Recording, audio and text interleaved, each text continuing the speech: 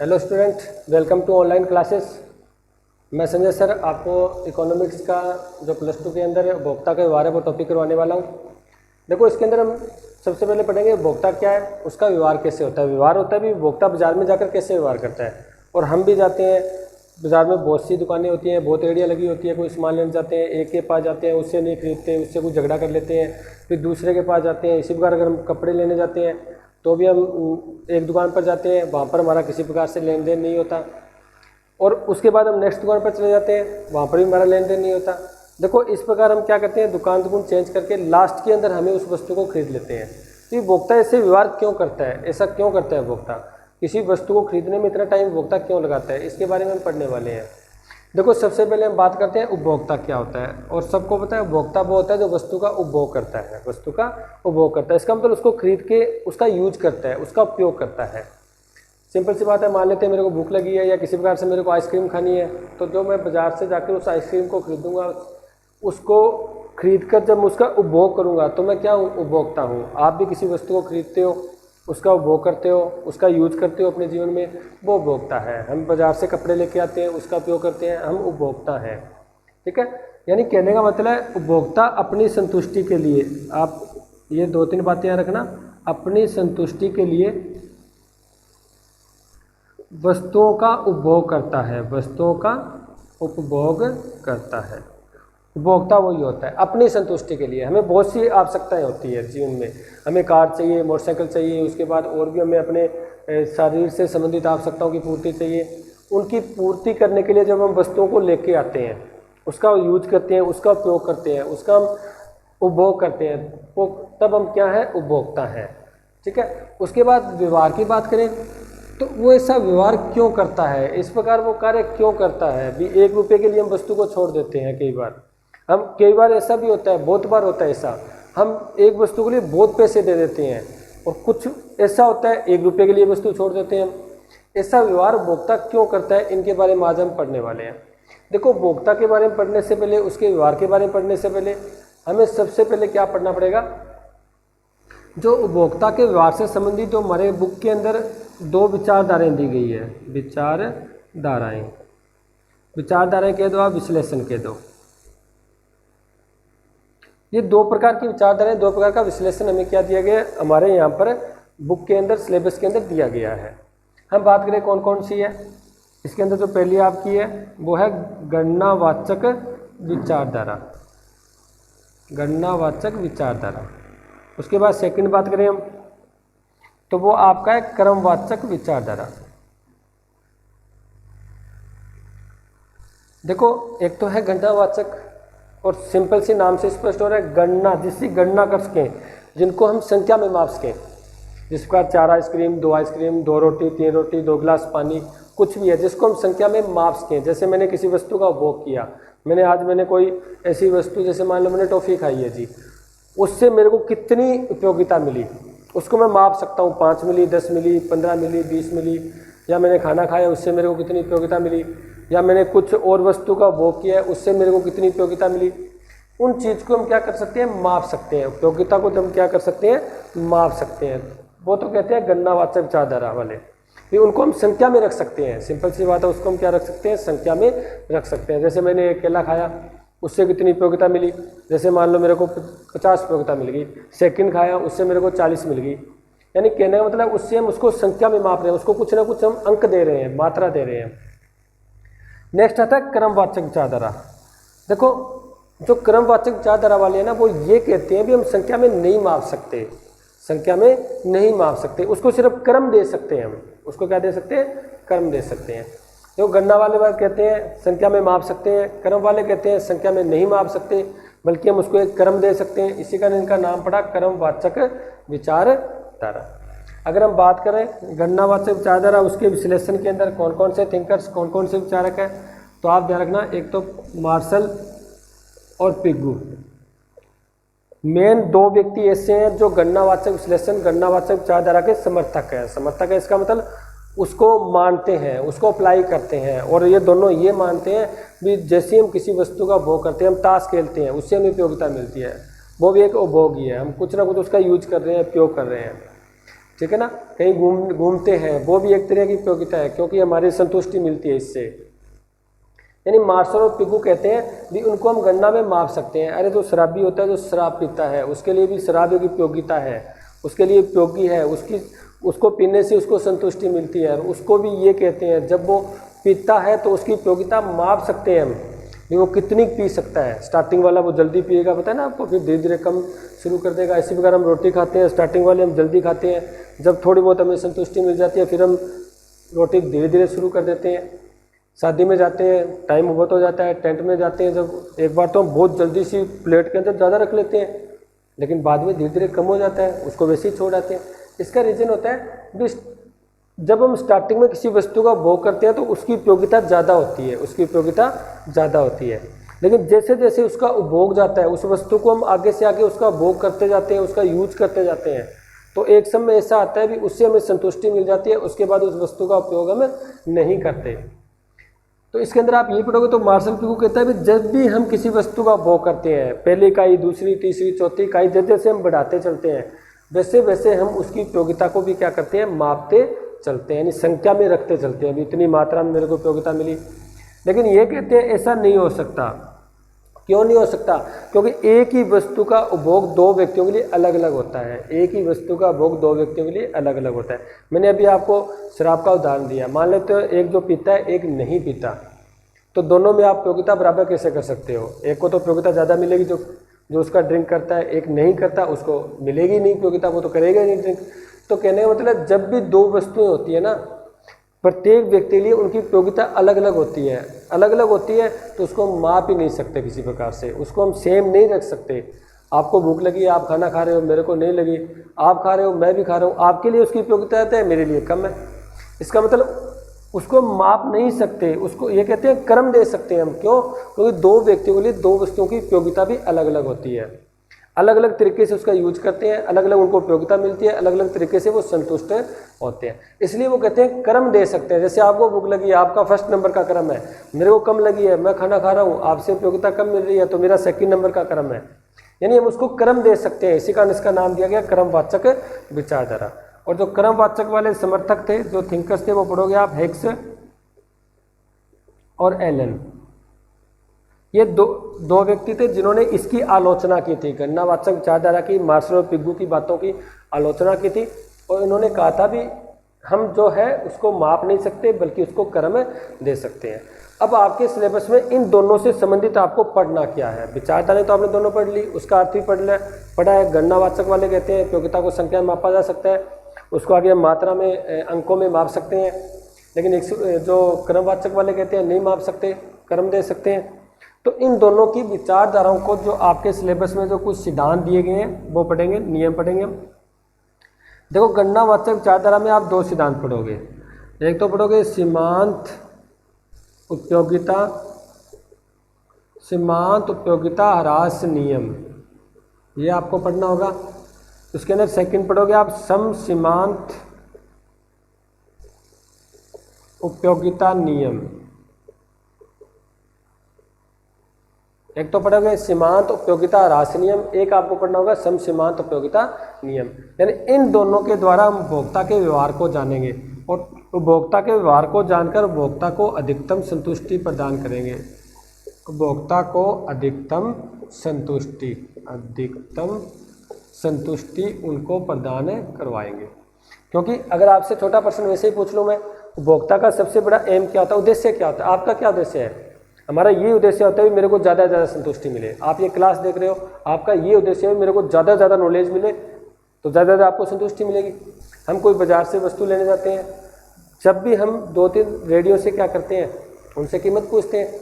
हम उस वस्तु को ज़्यादा खरीदना पसंद करते हैं जो आपको वस्तु ज़्यादा दे और कम कीमत में दे, उससे हम क्या करते हैं, वस्तु को खरीद लेते हैं। इसका रीज़न क्या होता है? इसका कारण ये होता है कि उपभोक्ता हमेशा ज़्यादा वस्तु चाहता है, उसको कम कीमत में, कम पैसे में ज़्यादा वस्तु प्राप्त हो, ताकि वो ज़्यादा उसका उपभोग करे तो उसकी संतुष्टि भी क्या हो, ज़्यादा हो। ठीक है, तो इसका एक छोटा सा प्रश्न बता देता हूँ आपको भी, उपभोक्ता का मेन उद्देश्य क्या होता है? तो आप क्या लिखोगे? अधिकतम संतुष्टि प्राप्त करना। अधिकतम संतुष्टि प्राप्त करना, बस ये लाइन आपको याद रखना। और हम जितने भी लेसन के अंदर जो भी पढ़ेंगे, जितने भी हम सिद्धांत पढ़ेंगे, सीमांत प्रयोक्ता, रास नियम पढ़ेंगे, हम सम सीमांत प्रयोक्ता नियम पढ़ेंगे, उसके द्वारा हम फोकस इस पर ही रखेंगे भी हम भोक्ता को अधिकतम संतुष्टि देनी है जी। भोक्ता को ज़्यादा से ज़्यादा हमें वस्तुएं प्रदान करवानी है। क्यों? क्योंकि हमारे पास संसाधन कम है, पैसे तो कम है, उससे ज़्यादा वस्तुएं खरीद के लानी है हमें, और ज़्यादा वस्तुएं खरीद कर हमें ज़्यादा से ज़्यादा संतुष्टि भी प्राप्त करनी है। तो जब भी इस लेसन में जितने भी सिद्धांत पढ़ेंगे, हम इस चीज़ को फोकस लेके चलेंगे। लास्ट के अंदर जो हमारा डिसीजन होगा, लास्ट के अंदर जो हमारा आंसर होगा, वो यही होगा।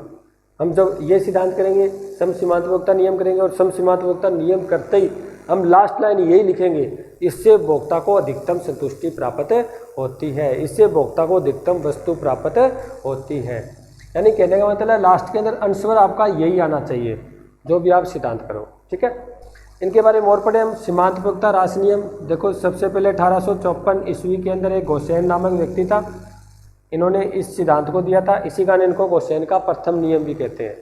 सीमांत प्रयोक्ता रास नियम को गोसेन का प्रथम नियम भी कहा जाता है। और सम सीमांत प्रयोक्ता नियम है, इसको गोसेन का द्वितीय नियम भी कहा जाता है। गोसेन का द्वितीय नियम।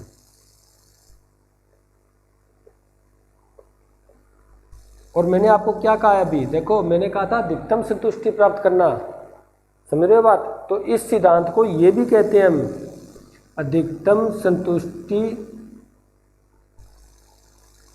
अधिकतम संतुष्टि का सिद्धांत। यानी इससे भोक्ता को अधिकतम संतुष्टि प्राप्त होती है। इसका नाम ही अधिकतम संतुष्टि सिद्धांत रख दिया है हमने। उसको हम प्रतिस्थापन का सिद्धांत भी कहते हैं, क्योंकि भोक्ता क्या करता है, वस्तु का प्रतिस्थापन करता है। करता नहीं करता? बाजार से सामान लेने जाते हैं हम कहेंगे अरे इतनी कीमत में ये वस्तु प्राप्त हो रही है तो क्यों ना ये खरीद ले। समझ रहे हो बात? वो एक वस्तु के स्थान पर दूसरी वस्तु को प्रतिस्थापन कर देगा। प्रतिस्थापन का क्या अर्थ होता है? प्रतिस्थापन का अर्थ होता है एक वस्तु के स्थान पर दूसरे वस्तु का उपभोग करना।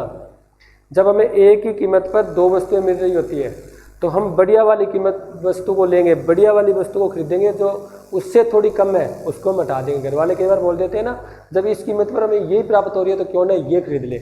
इसका मतलब एक वस्तु को छोड़ देंगे, दूसरे को प्राप्त करेंगे। क्यों कर रहे हैं हम दूसरे को प्राप्त? क्योंकि वो हमारे लिए ज़्यादा उपयोगी है, वो ज़्यादा अच्छी है उस वस्तु से, और वो हमें अधिकतम संतुष्टि देने वाली है, ज़्यादा संतुष्टि देने वाली है हमें।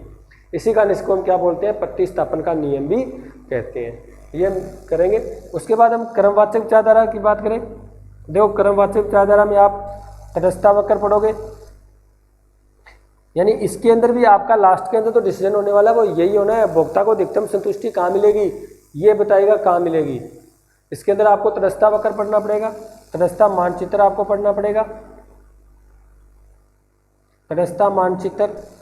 उसके बाद इसके अंदर आप बजट रेखा पढ़ोगे, बजट रेखा कह लो, कीमत रेखा भी बोलते हैं इसको। यानी इन तीनों के द्वारा, तटस्थता वक्र के द्वारा तटस्थता मानचित्र, ये तो सेम ही है, तटस्थता वक्र से ही तटस्थता मानचित्र बनने वाला है, और बजट या कीमत रेखा, यानी इनके द्वारा आपको क्या करना है? भोक्ता को अधिकतम संतुष्टि प्राप्त करवानी है, यानी भोक्ता को ज़्यादा संतुष्टि देनी है। देखो गणनावाचक तो जो अधिकतम संतुष्टि देंगे वो इस सिद्धांत से देंगे, सम सीमांत प्रयोक्ता नियम से अधिकतम संतुष्टि देंगे।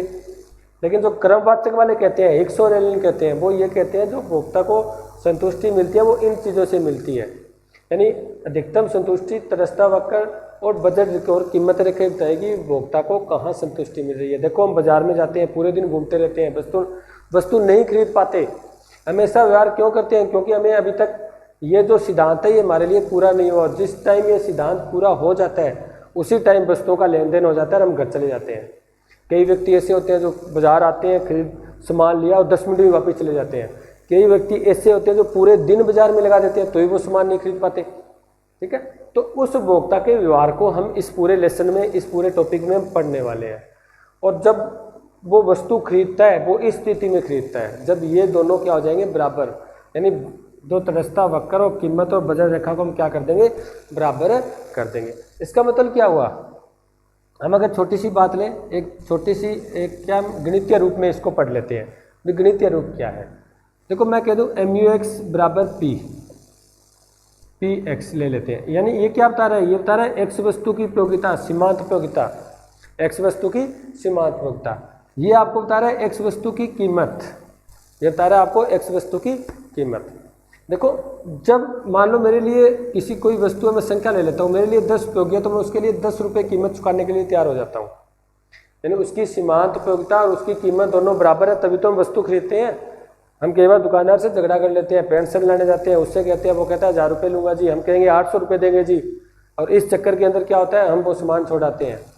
लेकिन जब हमें पता है भी हमारी उपयोगिता वो 800 रुपये के बराबर है, और दुकानदार ही कहते चलो ठीक है आप भी 800 रुपये दे दो, ऐसी स्थिति में दोनों बराबर हो जाएंगे। बराबर होते ही वस्तुओं का क्या हो जाएगा, लेन देन हो जाएगा, भोक्ता संतुष्ट हो जाएगा, दुकानदार को अच्छी जो कीमत वो चाहता है उसको कीमत प्राप्त हो जाएगी, और उपभोक्ता उसका उपभोग करके संतुष्टि प्राप्त करेगा। ठीक है, यानी इनको हम गणितीय रूप में भी एक इसका उदाहरण हम दे सकते हैं। उसके बाद हम नेक्स्ट इसके बारे में पढ़े। हम जो स्टार्टिंग करते हैं वो करते हैं गणनावाचक विचारधारा से। गणनावाचक विचारधारा, देखो हम स्टेप बाय स्टेप चलेंगे, जैसे जैसे हमें आगे से आगे पर्सन मिलते जाएंगे, और जो भी हम पूरा जो भी सिलेबस करेंगे वो पर्सन वाइज ही करेंगे, साथ में तो हमें पर्सन समझ आते जाएंगे, और साथ में हमारा जो सिलेबस है वो भी कंप्लीट होता जाएगा। देखो, गणनावाचक विश्लेषण में मैंने आपको एक बात कही थी भी उपयोगिता को मापा जा सकता है, उपयोगिता को मापा जा सकता है, उपयोगिता को मापा जा सकता है, ये बात मैंने आपको कही थी। क्योंकि ये मार्शल और पिगू कहते हैं उसकी गणना की जा सकती है, उसको अंकों में रखा जा सकता है, उसको संख्या में रखा जा सकता है। आज मैं कहीं ताश खेल रहा हूँ तो मेरी उपयोगी मापी जा सकती है, मैं ताश खेल रहा हूँ तो मेरे को कितनी उपयोगिता मिल रही है, दूसरा व्यक्ति खेल रहा है उसको कितनी उपयोगिता मिल रही है। तो सबसे पहले उपयोगिता को मापा जा सकता है, तो हमें उपयोगिता को तो पता होना चाहिए ना, उपयोगिता चीज़ क्या होती है।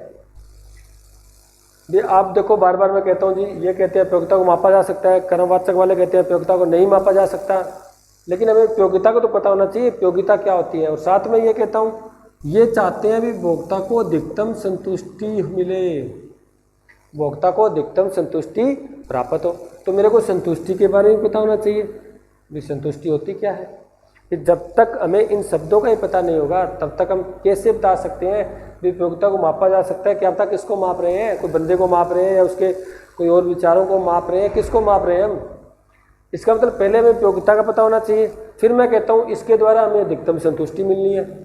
तो संतुष्टि भी क्या होती है, कई व्यक्तियों को तो संतुष्टि होती नहीं है, जैसे कोई शराब पीते हैं वो पीते ही पीते रहते हैं, संतुष्टि मिलती नहीं है। कोई खाना खाते हैं वो पता नहीं कितनी खा जाते हैं। यानी हमें पता तो होना चाहिए भी संतुष्टि कहाँ प्राप्त हो रही है, कहाँ पर जाकर व्यक्ति रुक रहा है। हम कोई वस्तु का उपभोग कर रहे हैं तो कहीं तो रुकेंगे, ऐसा थोड़ी है वो पूरे दिन वो उपभोग चलता ही रहेगा। तो हमें सबसे पहले संतुष्टि उपयोगिता दोनों के बारे में पता होना चाहिए भी उपयोगिता क्या होती है, कितने प्रकार की होती है, संतुष्टि क्या होती है, उपयोगिता और संतुष्टि में अंतर क्या होता है, यानी आपस में इसमें संबंध क्या होता है। तो सबसे पहले बात करते हैं उपयोगिता की। देखो उपयोगिता क्या होती है, इसके लिए मैं एक छोटी सी आपको एक लाइन लिख देता हूँ यहीं पर, उसके आधार पर उसके हम एक्सप्लेन कर देंगे। पहले मैं इसका अर्थ लिख देता हूँ। देखो उपयोगिता क्या होती है, किसी वस्तु में या आप सीधे लिख लो आवश्यकता को संतुष्ट करने की शक्ति या पावर, बस इतनी लाइन याद रखना, उपयोगिता कंप्लीट है। भी किसी वस्तु में हमें संतुष्ट करने की पावर कितनी का, शक्ति कितनी का है। अगर उसमें शक्ति ज़्यादा है तो हमारे लिए वो ज़्यादा उपयोगी है। अगर वो हमें संतुष्ट नहीं कर रहा, यानी उसके अंदर शक्ति नहीं है हमें संतुष्ट करने की, इसका मतलब वो हमारे लिए उपयोगी नहीं है। कोई उपयोगी होती है ना वस्तु, उपयोगी इसलिए होती है क्योंकि वो हमारे काम आ रही है, हमें संतुष्ट कर रही है, हमारी आवश्यकता की पूर्ति कर रही है वो। अगर कई बार दुकान पर जाते हैं, वो हमें कहता है जी ये ले जाओ जी, हम कहते हैं ना हमारे पीछे भगाकर मारोगे तो भी नहीं उठाएंगे, इसका मतलब वो हमारे लिए उपयोगी नहीं है। यानी उपयोगी हमारे लिए कब होगी वो, जब हमारी आवश्यकता को पूरा करेगी, वो जब हमारी आवश्यकता को कंप्लीट कर देगी तब हमारे लिए उपयोगी होगी वो। तो इसकी सिंपल सी परिभाषा क्या बनेगी, किसी वस्तु में आवश्यकता को संतुष्ट करने की जो शक्ति होती है, जो पावर होती है, वही क्या होती है, उपयोगिता होती है। ठीक है। और आपके जो सिलेबस में दी गई है वो दो प्रकार की उपयोगिता दी गई है। हम कहते हैं एक तो होती है कुल उपयोगिता, यहाँ लिख देता हूँ, उपयोगिता दो प्रकार की दी गई है। एक तो आपकी दी गई है कुल उपयोगिता, और एक आपके सिलेबस में सीमांत उपयोगिता। इसको ध्यान से देख लो, कोई दिक्कत नहीं है, इनके नाम से ही आपको आंसर मिल जाएगा, आपको ज़्यादा मत्थापच्ची करने की जरूरत नहीं है। देखो कुल क्या होता है, जोड़ी तो होता है, योगी तो होता है। कुल क्या होता है, योग होता है, जोड़ होता है।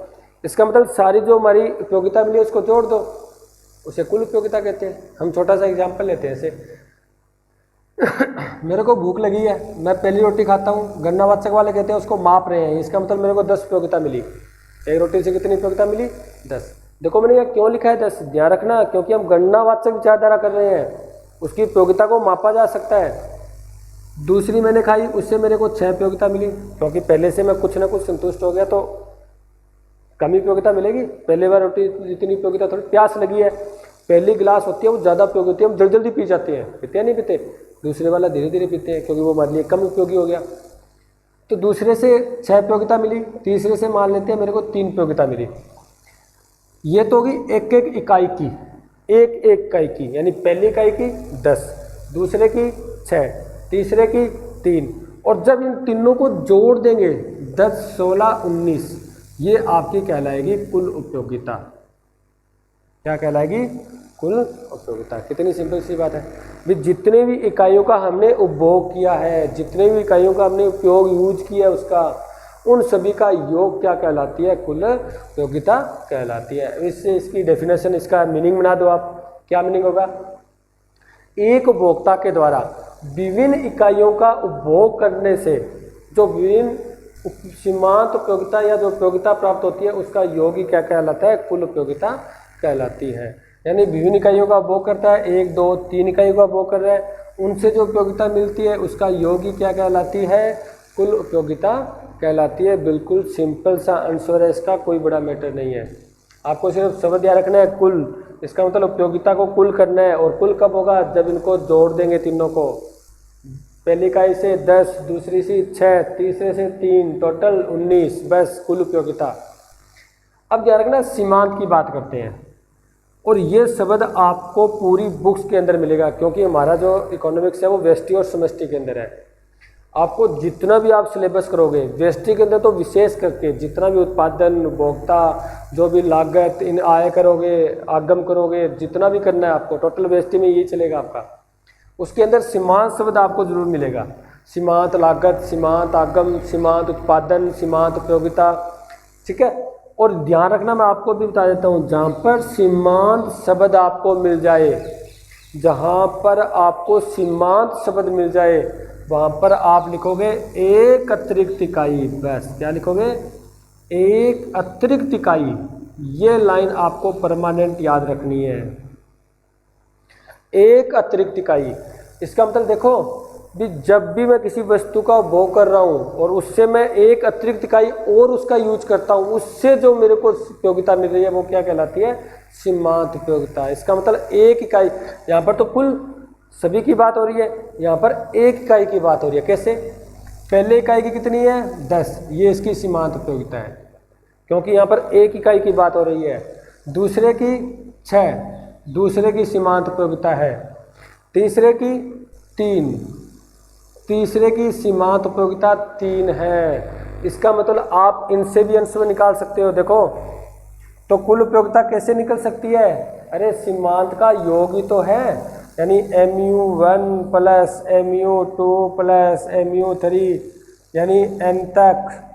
mu1 कितनी है, 10, प्लस mu2 6, mu3 3, तो कुल कितनी आ गया आपका आंसर, 19। ये आपका आंसर आ गया बस। यानी कहने का मतलब करना कि आपको एक इकाई की उपयोगिता है वो तो होती है सीमांत, और सभी इकाई का योग होता है वो होता है कुल। भी एक गणनावाचक वाले कहते हैं जब हम एक इकाई का उपभोग करते हैं, एक इकाई का, वो तो होता है सीमांत, और जब सभी इकाइयों का योग करते हैं तब होता है कुल। बात समझिए, ये है आपकी कुल उपयोगिता। अब देखो कुल उपयोगिता तो मैंने आपको चलो सूत्र फॉर्मूला बता दिया ये। अब हम सीमांत उपयोगिता को और कर लेते हैं साथ में, एक अतिरिक्त इकाई के आधार पर इसका आंसर निकालेंगे हम, ठीक है। अब इसकी मैं एक अतिरिक्त इकाई के आधार पर इसका पूरा मीनिंग बताता हूँ आपको। इसका मीनिंग है, एक अतिरिक्त इकाई में परिवर्तन करने से, एक इकाई में परिवर्तन करने से कुल उपयोगिता में जो परिवर्तन होता है, यहाँ ऊपर लिख देता हूँ उसको मैं,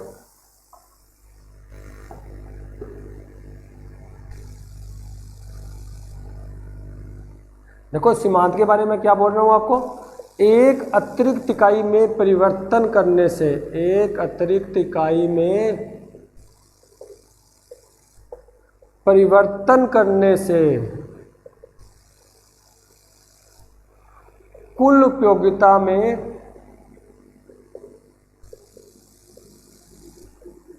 जो परिवर्तन होता है, जो परिवर्तन होता है, इसका मतलब ये परिवर्तन को बताता है, इसी को कहते हैं सीमांत उपयोगिता।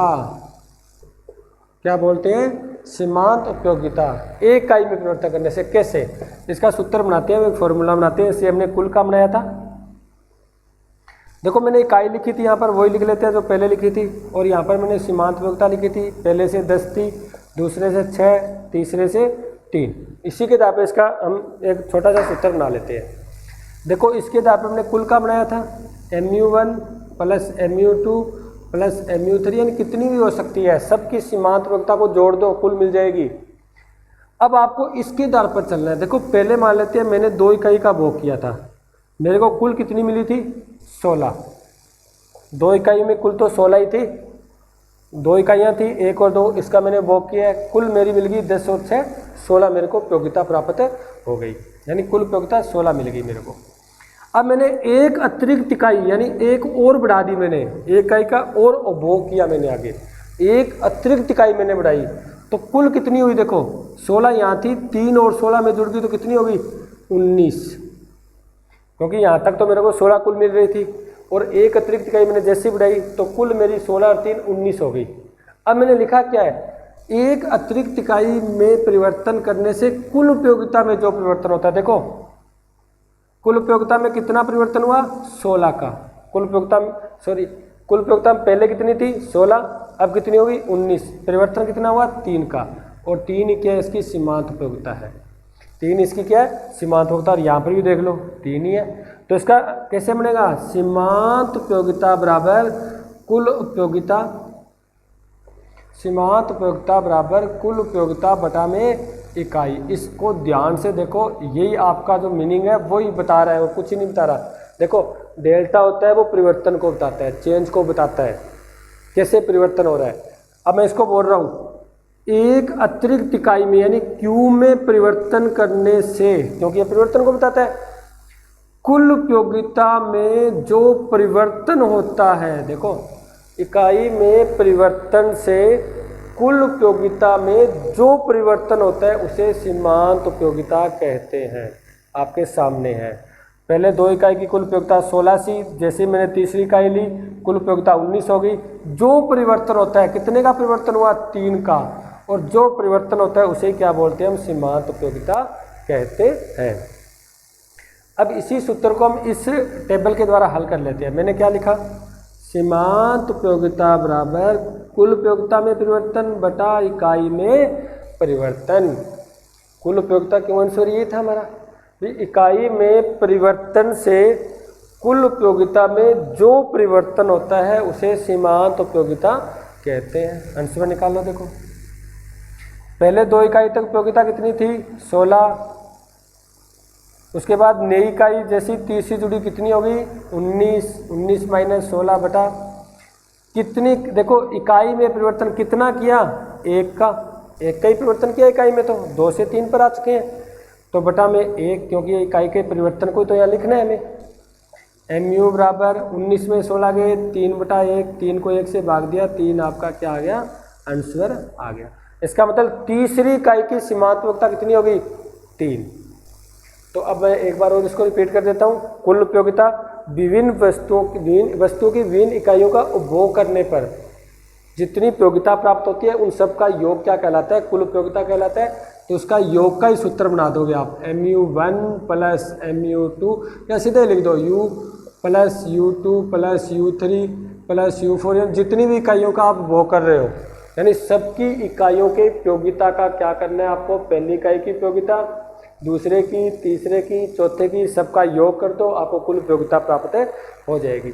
अगर आपको सीमांत का ज्ञात करना है तो सीमांत का क्या करोगे? इकाई में परिवर्तन कर देख लो, उससे कुल उपयोगिता में जो परिवर्तन होता है उसको आपस में विभाजित कर दो, भाग दे दो। कुल उपयोगिता के परिवर्तन में इकाई में परिवर्तन का भाग देना है आपको। देखो कुल उपयोगिता में कितना परिवर्तन हुआ 3 का, इकाई में कितना परिवर्तन किया 1 का, तो 3 को 1 से भाग दे दो, 3 आपका आंसर आ जाएगा, यानी सीमांत उपयोगिता प्राप्त हो जाएगी। इससे ही आपका मीनिंग बन जाएगा, इसका अर्थ बन जाएगा। देखो कैसे, इकाई में परिवर्तन करने से कुल उपयोगिता में जो परिवर्तन होता है, मैं पहले बता चुका हूँ, ये जो आपका त्रिभुज दिखाई दे रहा है, जो डेल्टा दिखाई दे रहा है, ये परिवर्तन को बताता है। आपके हमेशा ही काम आएगा, पूरी बुक्स के अंदर आपको ये डेल्टा प्राप्त होगा। और ध्यान रखना, जहाँ पर ये प्राप्त होगा वहाँ पर क्या होगा, परिवर्तन को दर्शाता है। ये जिस चीज़ के साथ ये लग जाएगा, इसका मतलब उसको परिवर्तन बता रहा है। ये लागत के साथ ये लगाएंगे, इसका मतलब लागत में परिवर्तन को बता रहा है। उत्पादन के साथ लगाएंगे, इसका मतलब उत्पादन के परिवर्तन को बता रहा है। आगम के साथ, इनकम के साथ, जिसके साथ भी हम लगाएंगे, इसका मतलब उसमें परिवर्तन को दर्शा रहा है। यानी बार बार परिवर्तन लिखने की जरूरत नहीं रहेगी, ये परिवर्तन को दर्शाता है। ये अभी फिक्स कर लो अपने दिमाग में। और आगे जब हम मांग की लोच करेंगे ना, जो आपका टॉपिक है, उसके अंदर तो टोटल लोच का ही परिवर्तन होता है, और टोटल चलेगा वो इससे ही चलेगा। ध्यान रखना, इस चिन्ह से चलेगा, ये परिवर्तन को बताता है। तो इकाई में परिवर्तन से कुल उपयोगिता में जो परिवर्तन होता है उसे सीमांत उपयोगिता कहा जाता है। ठीक है, ये आपका कंप्लीट हो गया अभी उपयोगिता वाला। अब हम बात करते हैं, मैंने आपको ये भी कहा था संतुष्टि के बारे में पता होना चाहिए हमें।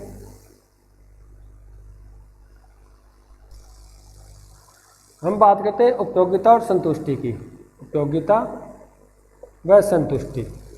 देखो इन दोनों में हम अंतर कर लेते हैं, एक अंतर करते ही दोनों का अर्थ पता चल जाएगा, और जो अंतर होगा वो अर्थ के आधार पर ही होगा। ठीक है, यानी दोनों का अर्थ करेंगे, दोनों का अंतर भी पता चल जाएगा हमें भी, इसका अर्थ और इसका अर्थ दोनों में क्या अंतर है। साथ में तो इनका मीनिंग आपको याद हो जाएगा, साथ में आपको एक ऐसा पर्सन याद हो जाए जिसमें दोनों का अंतर पूछा जा सकता है। उपयोगिता और संतुष्टि में अंतर बताओ जी, तो आप इनके आधार पर अंतर भी कंप्लीट कर सकते हो। उपयोगिता का मीनिंग आपसे पूछे तो उपयोगिता का मीनिंग भी आप लिख सकते हो, और संतुष्टि पूछे तो संतुष्टि का भी मीनिंग आप लिख सकते हो। यानी एक ही चीज़ से आप 2-3 प्रश्न हल कर सकते हो। देखो कैसे, बिल्कुल एक सिंपल से तरीके से मैं एक लाइन लिख देता हूँ। देखो, किसी वस्तु का उपभोग करने से पहले, उपभोग करने से पहले की स्थिति, उपभोग करने से पहले की स्थिति उपयोगिता कहलाती है।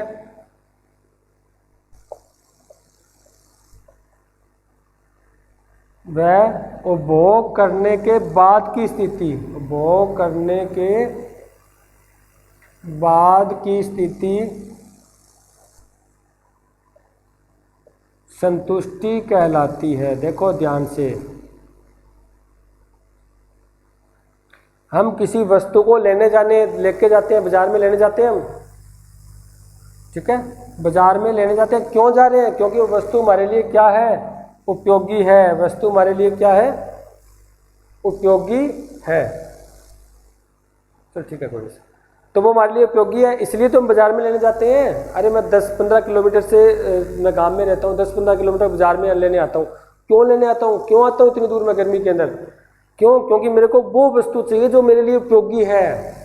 वो वस्तु मेरे को चाहिए, उसके बिना मेरी उपयोगिता खत्म, आवश्यकता पूर्ति नहीं होने वाली, तब मैं इतनी दूर बाजार में चल के आता हूँ। समझ गए? तो उपभोग करने से पहले, इसका मतलब हम हमारी आवश्यकता को संतुष्ट करने की उसमें शक्ति है। अभी तक उस वस्तु का हमने उपभोग नहीं किया, सिर्फ और सिर्फ उसको हमने क्या, मार्केट में लेने ही गए हैं सिर्फ। क्यों? क्योंकि वो हमारे लिए उपयोगी है। और जब हम उसको खरीद लेंगे, जब हम बाजार से उसको ले लेंगे, और लेने के बाद जब उसका हम उपभोग करेंगे, उसका यूज करेंगे, उसके बाद की स्थिति कहलाती है संतुष्टि। ये बात ध्यान रखना। यानी उपभोग करने से पहले की स्थिति तो होती है उपयोगिता, और उपभोग करने के बाद की स्थिति होती है संतुष्टि।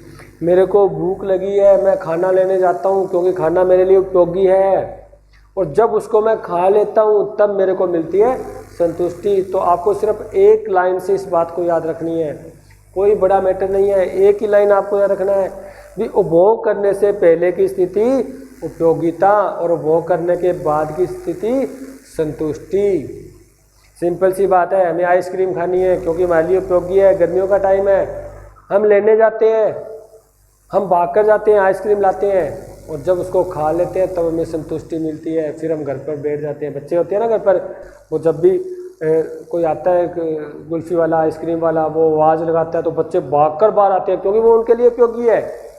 और जब उनको मिल जाती है, खा लेते हैं, तब वो आते हैं क्या बाहर? नहीं आते, अंदर बैठ जाते हैं। इसका मतलब वो संतुष्ट हो चुके हैं, उनको जो वस्तु चाहिए वो प्राप्त हो चुकी है। उसके बाद वो मांग नहीं करते, डिमांड हाँ बाद में कर लेते हैं, लेकिन उसी टाइम वो मांग नहीं करते। तो इसका दोनों का अंतर क्या हुआ? अर्थ भी यही हुआ, किसी वस्तु का भोग करने से पहले की स्थिति, किसी वस्तु का, जैसे मेरे को अभी तक मैंने किसी वस्तु का भोग करना है, तो मैं वो मेरी जो पहले स्थिति है वो तो है मेरी उपयोगिता, क्योंकि उस वस्तु को मेरे को चाहिए। उपयोगिता क्यों चाहिए मुझे? क्योंकि मेरी आवश्यकता की पूर्ति होने वाली है उससे। और जैसी उस वस्तु का मैं उपभोग करूँगा, यानी करने के बाद जो मेरे को प्राप्त होगी वो कहलाएगी संतुष्टि। समझे बात? तो ये है उपयोगिता और संतुष्टि में अंतर। तो उपयोगिता का अर्थ मैंने मीनिंग आपको बता दिया, संतुष्टि का भी यही होता है, वे भोग करने के बाद जो उपभोक्ता की स्थिति आती है। क्यों? क्योंकि अरे हमारे लेसन का नाम ही भोक्ता है, तो हम भोक्ता के इर्द गिर्द ही घूमेंगे, भोक्ता को लेके चलेंगे, उनको घर से उठाएंगे, बाजार में लेके जाएंगे, उनको वस्तु दिलाएंगे, फिर उनको वापस घर छोड़ आएंगे। भी तेरे को संतुष्टि मिल गई, तू घर पर रहे, समझेंगे ना? उससे पहले उसको घर से लाएंगे, भी तेरी आवश्यकता है, तेरे को उपयोगिता, वो वस्तु वहाँ मिलेगी, वहाँ जाके ले आ। जब वो लाएगा उसका भोग करेगा, भोग करने के बाद घर चला जाएगा। कहने का मतलब है हमारा जो टोटल ये जो आपका टॉपिक है वो टोटल भोक्ता के इर्द गिर्द घूमेगा, क्योंकि हमारे जो नीट का नाम ही यही है कि भोक्ता का व्यवहार, भोक्ता का संतुलन, भोक्ता का साम्य, ठीक है। और भोक्ता का साम्य हम करेंगे, उससे पहले जो कुछ बातें हैं उनको पढ़ रहे हैं हम। भोक्ता के साम्य तो बाद की स्थिति है, साम्य देखो, मैं बार बार शब्द आएगा साम्य और संतुलन, इसको देख लो पहले एक, क्योंकि ये जो शब्द आते हैं ना इनके बारे में मैं अर्थ तो पता होना चाहिए। क्योंकि बार बार मैं ये बोलूँगा, गणनावाचक विचारधारा, भोक्ता को संतुष्टि मिल गई, भोक्ता को साम्य प्राप्त हो गया, भोक्ता संतुलन में आ गया, लेकिन हमें वहाँ पता होगा ना भाई संतुलन होता क्या, तभी तो हम बताएंगे ठीक है भोक्ता आ गया जी। अब संतुलन का पता नहीं, आप सोचो क्या पता भोक्ता कहाँ आ गया जी, घर आ गया, बाजार चला गया, खेत चला गया, कहाँ चला गया, तो ऐसा स्थिति आ जाती है। इसलिए सबसे पहले जैसे ही मैं शब्द बोलूँगा तो आपको पता होना चाहिए साम्य में आ गया, हाँ जी साम्य में आ गया, क्योंकि अंशवर हमारा प्रश्न यही था, भोक्ता संतुलन में आ गया क्रमवाचक विचारधारा के आधार पर, हाँ ठीक है जी साम्य में आ गया, संतुलन में आ गया। तो देखो साम्य और संतुलन क्या होता है, इनके बारे में थोड़ा पढ़ लेते हैं।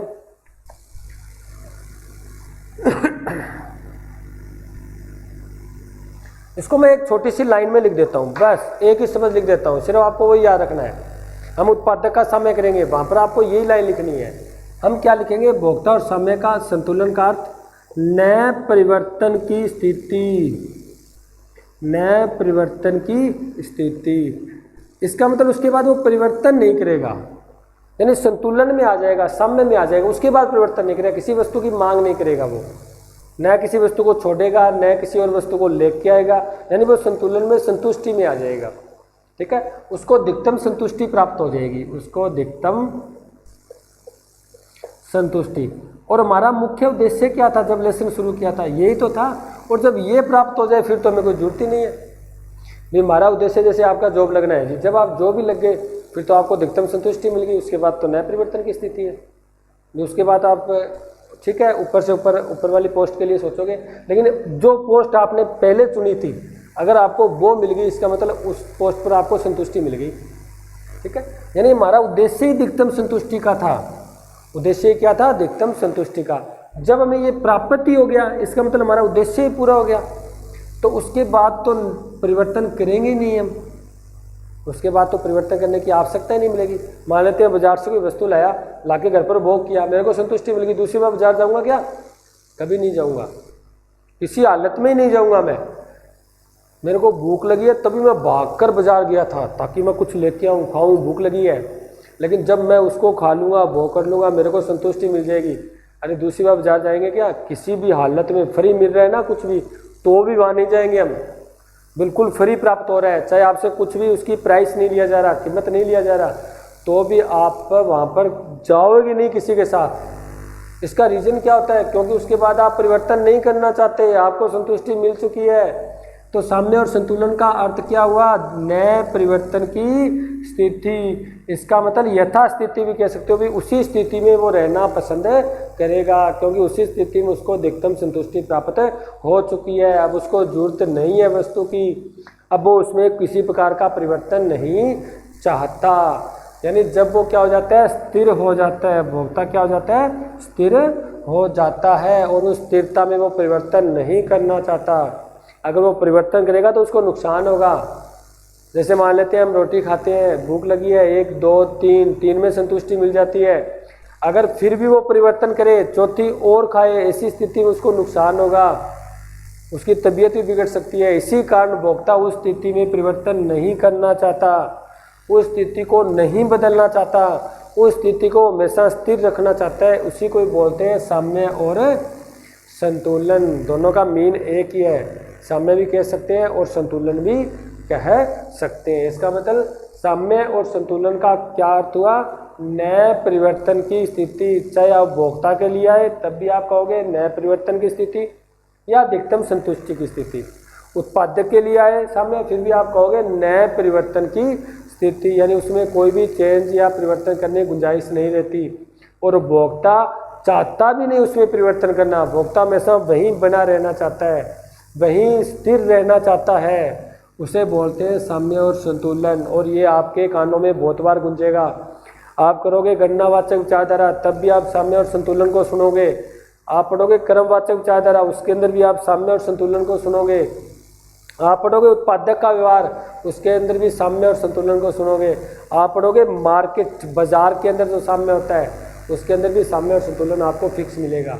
और सबका अनुस्वर एक ही होगा, नए परिवर्तन की स्थिति, यथास्थिति, यानी उसी स्थिति में वो रहना क्या चाहता है? पसंद करता है। दूसरी स्थिति या दूसरी वस्तु को नहीं बदलना चाहता, या दूसरे स्टेप पर वो नहीं जाना चाहता। ठीक है, तो ये आ गया आपका साम्य और संतुलन।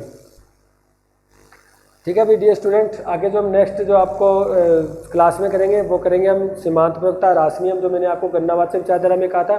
भोक्ता का साम्य तो करना है ना हमें, भोक्ता से संबंधित हमने प्रयोगिता पढ़ी, संतुष्टि पढ़ी, सब कुछ पढ़ लिया हमने, साम्य का अर्थ पढ़ लिया हमने, प्रयोगिता पढ़ी, प्रयोगिता के 2 प्रकार, कुल प्रयोगिता, सीमांत प्रयोगिता हमने पढ़ी। अब मेन तो हमारा जो लेसन का नाम में क्या है? लेसन का नाम है भोक्ता का संतुलन। भोक्ता का संतुलन, यहाँ तक तो अभी तक पहुँचे ही नहीं हम। साम्य तो करेंगे ना, और जो साम्य करेंगे वो सिद्धांत से करेंगे। सीमांत उपयोगिता रास नियम, सम सीमांत उपयोगिता नियम, ये तो पढ़ोगे आप गणनावाचक विचारधारा के अंदर विश्लेषण में। और जो मैंने आपको बताया था तटस्थता वक्र, कीमत या बजट रेखा, वो पढ़ोगे आप क्रमवाचक विचारधारा में।